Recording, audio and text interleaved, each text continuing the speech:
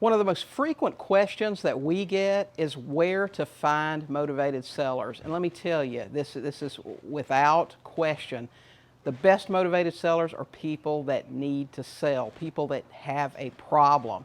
And it doesn't matter whether that's people getting a divorce, people in bankruptcy, people in foreclosure, people that need to sell for some reason. They may be a probate deal, a vacant property, tenants that don't pay. There's a long list, okay? And you can go after all of those people. They're all motivated sellers at some point.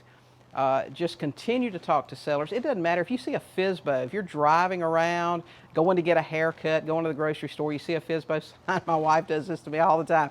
She says, there's a FSBO sign. Stop, let's talk to them, okay? And that's what you got to do. Just get out there, talk to as many sellers as possible. You'll find the motivated sellers. The motivation is in their story.